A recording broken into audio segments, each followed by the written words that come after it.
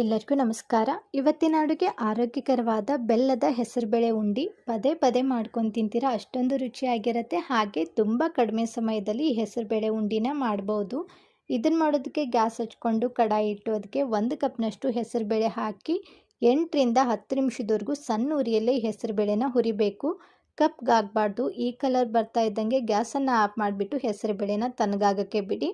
ನಂತರ ಇನ್ನೊಂದು ಕಡಾಯಿಗೆ 3 ಸ್ಪೂನ್ನಷ್ಟು ತುಪ್ಪವನ್ನು ಹಾಕಿ, ತುಪ್ಪ ಬಿಸಿ ಆದ ನಂತರ ನಿಮ್ಗೆ ಎಷ್ಟು ಬೇಕೋ ಅಷ್ಟು ಗೋಡಂಬಿ ಹಾಕಿ, ಗೋಡಂಬಿ ಗೋಲ್ಡನ್ ಬ್ರೌನ್ ಬರೋವರೆಗೂ ಚೆನ್ನಾಗಿ ಫ್ರೈ ಮಾಡ್ಕೊಂಡಿದ್ದ ನಂತರ ಗ್ಯಾಸನ್ನು ಆಫ್ ಮಾಡಿ ಎತ್ತಿಟ್ಕೊಳ್ಳಿ.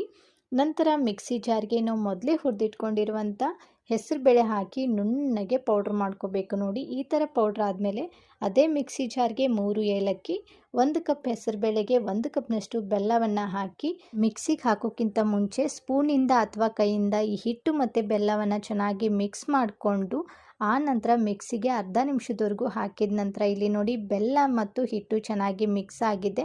ಇವಾಗ ಇದನ್ನು ಒಂದು ಪ್ಲೇಟಿಗೆ ತೆಗೆದು ಇದೇ ಹಿಟ್ಟಿಗೆ ನಾವು ಮೊದಲೇ ಫ್ರೈ ಮಾಡಿ ಇಟ್ಕೊಂಡಿರುವಂಥ ಗೋಡಂಬಿ, ನಿಮ್ಗೆ ಎಷ್ಟು ಬೇಕೋ ಅಷ್ಟು ದ್ರಾಕ್ಷಿಯನ್ನು ಹಾಕಿಬಿಟ್ಟು ಚೆನ್ನಾಗಿ ಮಿಕ್ಸ್ ಮಾಡ್ಕೊಂಡಿದ್ದ ನಂತರ ಮೊದಲೇ ಕಾಯಿಸಿಟ್ಕೊಂಡಿರುವಂಥ ತುಪ್ಪವನ್ನು ಹಿಟ್ಟಿಗೆ ಸ್ವಲ್ಪ ಹಾಕಿಬಿಟ್ಟು ಕಲಿಸ್ಕೋಬೇಕು.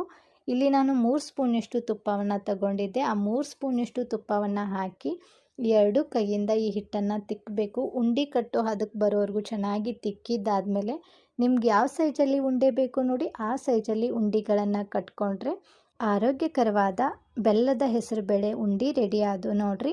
ಇವನ್ನ 15ರಿಂದ 20 ದಿನದವರೆಗೂ ಇಟ್ಟು ತಿನ್ಬೋದು. ನೀವು ಕೂಡ ಟ್ರೈ ಮಾಡಿ ನೋಡಿ.